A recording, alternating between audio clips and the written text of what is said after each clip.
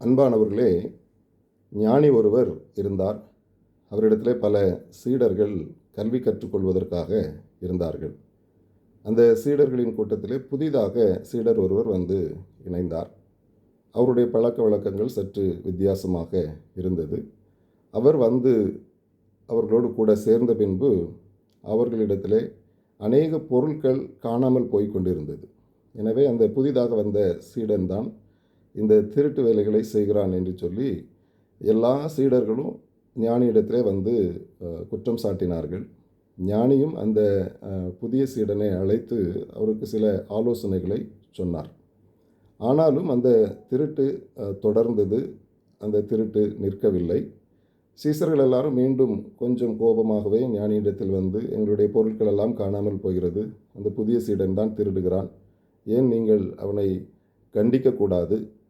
ஒருவேளை அவர் இன்னும் தொடர்ந்து இங்கு இருந்து கொண்டு இருப்பாரையானால் நாங்கள் எல்லாரும் போய்விடுகிறோம் என்று சொல்லி அந்த ஞானியிடத்திலே குற்றம் சாட்டினார்கள், முறையிட்டார்கள். அப்போ ஞானி அந்த சீடர்களுக்கு பதில் சொன்னார். ஒருவேளை அவன் இன்னும் புரிகிற வண்ணமாக நான் அவனுக்கு இன்னும் கற்றுக் கொடுக்கவில்லை. ஒருவேளை அவனுக்கு புரிகிற வண்ணமாக நான் இன்னும் கற்றுக் கொடுப்பதற்கு முயற்சி செய்கிறேன். ஒருவேளை நீங்கள் எல்லாரும் ஏற்கனவே நன்றாக எல்லா காரியங்களையும் கற்றிருக்கிறீர்கள், உங்களுக்கு நல்ல பழக்க வழக்கங்கள் இருக்கிறது. ஆனால் நான் கற்றுக் கொடுக்க வேண்டியது அந்த புதிய சீடனுக்குத்தான். அவனுக்குத்தான் என்னுடைய ஆலோசனையும் வழிகாட்டுதலும் இன்னும் தேவைப்படுகிறது.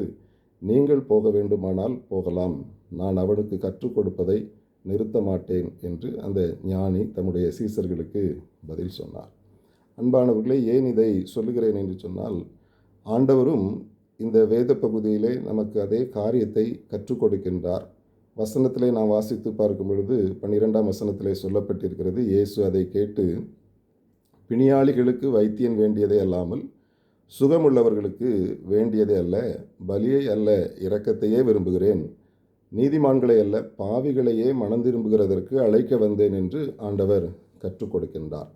அன்புக்குரியவர்களே, நமக்கு to be inclusive, call to be inclusive, எல்லாரையும் ஏற்றுக்கொள்ள அழைப்பு என்கின்ற தலைப்பு கொடுக்கப்பட்டிருக்கிறது. அதன் அடிப்படையிலே இன்றைக்கு ஆண்டவர் இயேசு கிறிஸ்து ஆயக்காரர்களையும், அதாவது வரி வசூல் செய்பவர்களையும் கூட தம்மோடு கூட இணைத்து கொண்டார். அதிலும் குறிப்பாக தம்முடைய சீசர்களில் ஒருவராகவே ஏற்றுக்கொண்டார் என்கின்ற செய்தியானது இந்த வேத பகுதியிலே நமக்கு வழங்கப்பட்டிருக்கிறதை நாம் பார்க்கின்றோம்.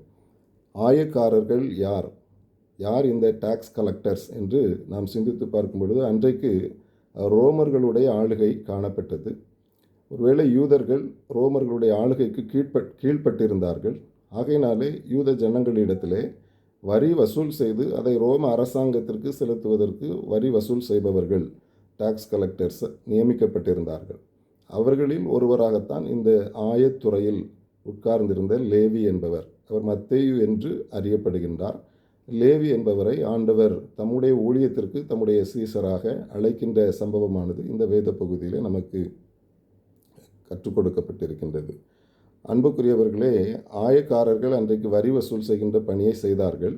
அப்போது அன்றைக்கு வரி வசூல் செய்வது என்பது சொந்த ஜனங்களாகிய யூதர்களிடத்திலே வரி வசூல் செய்து ஒருவேளை அந்நியராகிய ரோமர்களுக்கு அதை செலுத்த வேண்டும். ஆகையினாலே இந்த ஆயக்காரர்கள் சொந்த ஜனங்களினால் வெறுக்கப்பட்ட ஒரு ஜனங்களாக காணப்பட்டார்கள். அப்போது அவர்கள் அந்நியருக்கு இந்த வரி வசூல் செய்து அவர்களுக்கு விசுவாசமாக செயல்படுகின்றபடினாலே இவர்கள் சொந்த ஜனங்களாகிய யூத ஜனங்களாலே வெறுக்கப்பட்ட ஒரு ஜனங்களாக காணப்பட்டார்கள். ஆகையினால தான் அவர்கள் பாவிகளோடு ஒருவராக கருதப்படுகின்றார்கள். நாம் இன்னும் இந்த மத்தேயு சுவிசேஷத்திலே 21வது அதிகாரத்திலே 31வது வசனத்திலே நாம் வாசிக்கும் பொழுது ஆயக்காரரும் வேசிகளும் என்கின்ற பதம் பயன்படுத்தப்படுகிறது. லூக்கா 15ஆம் அதிகாரத்திலும் 1வது வசனத்திலே ஆயக்காரரும் பாவிகளும் என்று நாம் வாசிக்கிறோம். லூக்கா 19வது அதிகாரத்திலையும் சகேயு ஒரு வரி வசூல் செய்கின்றவர், ஆயக்காரர். அவர் பாவியான மனுஷன் என்று சொல்லி மற்றவர்கள் அவனை குற்றம் சாட்டுகிறதையும் வேத பகுதிகளிலே வாசிக்கிறோம். அன்புக்குரியவர்களே, இந்த சூழ்நிலையில்தான் ஆண்டவர் அவர்களை தெரிந்தெடுக்கின்றார், அவர்களோடு கூட தன்னை ஐக்கியப்படுத்திக் கொள்ளுகின்றார். நாம் ஆழமாக தியானிக்கும் பொழுது ஆண்டவர் இயேசு கிறிஸ்து ஆயக்காரரை ஏற்றுக்கொள்ளும் அவருடைய மனதை நாம் பார்க்க வேண்டும். ஆண்டவர் இயேசு கிறிஸ்துவனுடைய அந்த மனது எல்லாரையும் தம்மோடு கூட இணைத்து கொள்ளுகின்ற ஒரு மனதாக காணப்படுகின்றது. அக்செப்டிங் கிரைஸ்ட் என்று சொல்லி நாம் சொல்லலாம். ஆண்டவர் எல்லாரையும் ஏற்றுக்கொள்ளுகின்றவர். ஆயக்காரர் என்றோ பாவிகள் என்றோ பாகுபாடு பார்க்கிறவர் அல்ல, எல்லாரையும் தம்முடைய பிள்ளைகளாக ஏற்றுக்கொள்ளுகின்றவர் என்பதை இந்த வேத பகுதிகள் நமக்கு கற்றுக் கொடுக்கின்றது. நாம் சமுதாயத்திலே பார்க்கும் பொழுது எப்பொழுதுமே நசுக்கப்படுகின்ற மக்கள் இருந்து கொண்டிருக்கின்றார்கள். அன்றைக்கு இருந்த காலகட்டத்திலே தேர் வேர் பொலிட்டிக்கலி சப்ரஸ்ட் பீப்புள். ஏனென்றால் அன்றைக்கு ரோமர்களுடைய ஆளுகை காணப்படுகின்றது. யூத மத தலைவர்கள் இந்த ஆளுகை செய்கின்ற ரோமர்களோடு கூட தங்களை ஐக்கியப்படுத்தி கொண்டு ஏழை எளிய மக்களை நசுக்குகின்ற ஒரு சூழ்நிலை காணப்பட்டது. அவர்களுடைய உரிமைகள் இல்லாமல் வாழ்ந்து கொண்டிருக்கின்ற ஒரு காலகட்டம். அது மாத்திரமல்ல, ரிலீஜியஸ்லி சப்ரஸ்ட் பீப்புளும் இருந்தாங்க. ஏனென்றால் அன்றைக்கு யூத மத தலைவர்கள் ஒருவேளை யாரெல்லாம் தங்கள் பாவத்திற்கு தக்க பலி செலுத்துகிறார்களோ அவர்களை எல்லாம் ஏற்றுக்கொள்கின்றார்கள்.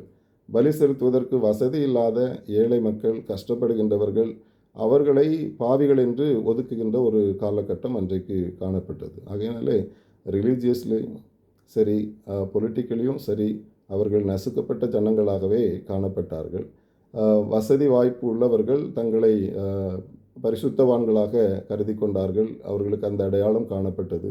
ஆனால் ஏழை எளிய மக்கள் பாவிகள் என்று சொல்லி கருதப்பட்டார்கள்.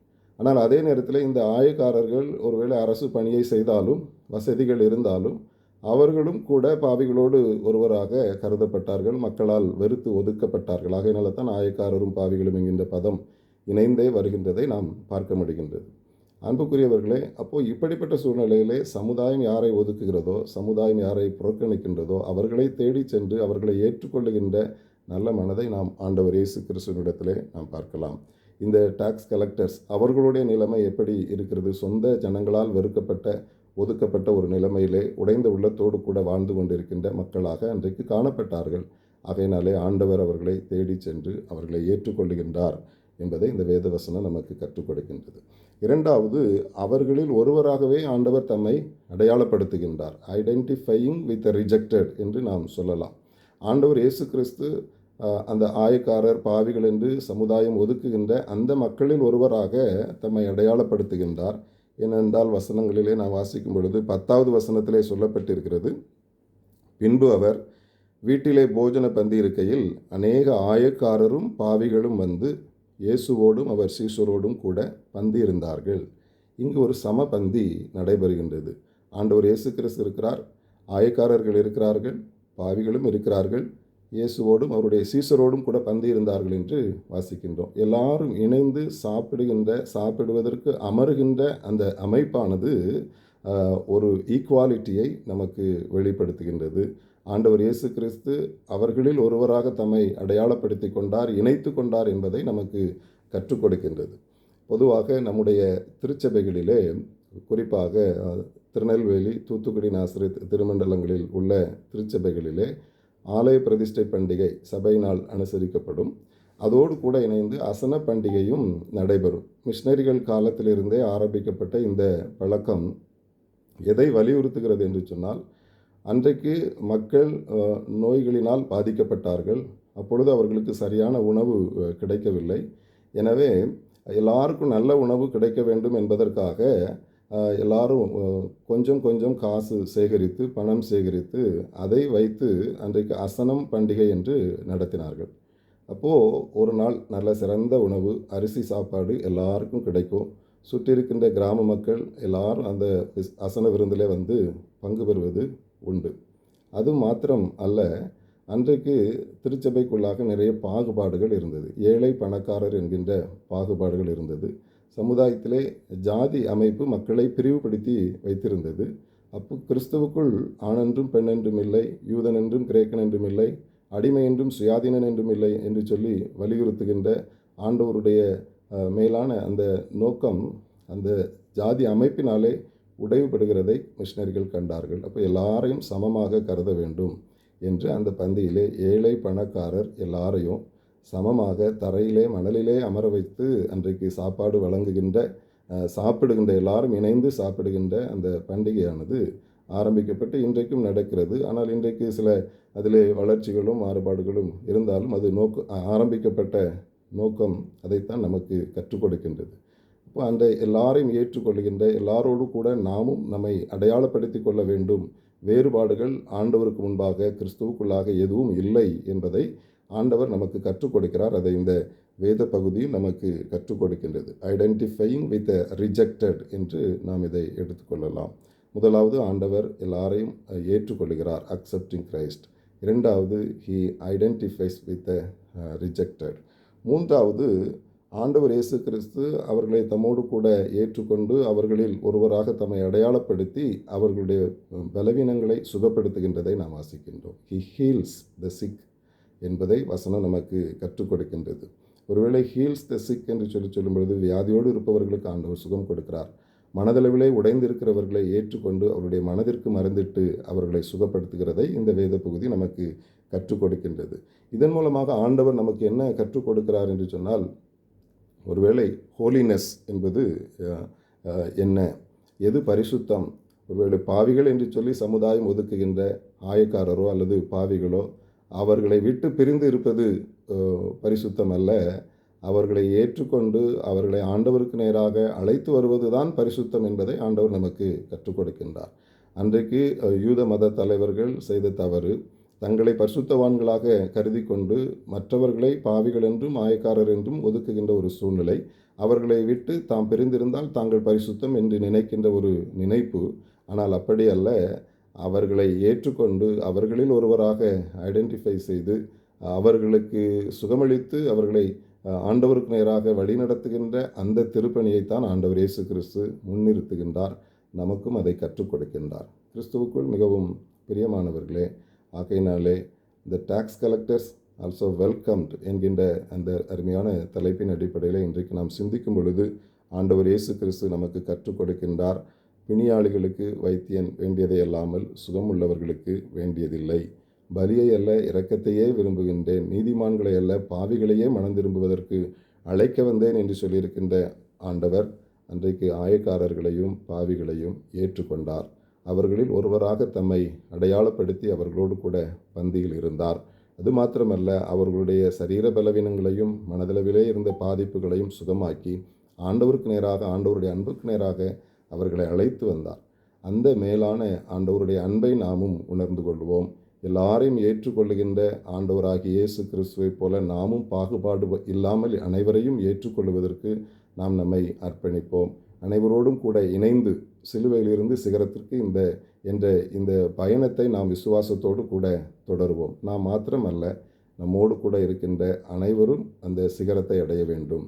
சிலுவையிலிருந்து சிகரத்தை நோக்கி செல்கின்ற இந்த பிரயாணத்திலே எல்லாரையும் இணைத்து கொண்டு எல்லாரையும் ஏற்றுக்கொண்டு நாம் முன்னோக்கி செல்ல வேண்டும் என்பதை இந்த நாளின் சிந்தனை தலைப்பு நமக்கு கற்றுக் கொடுக்கின்றது.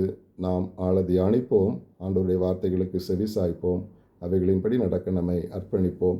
கர்த்தர் நிச்சயமாகவே நம்மை ஆசீர்வதித்து நம்மை பாதுகாத்து வழி நடத்துவார். ஆமென்.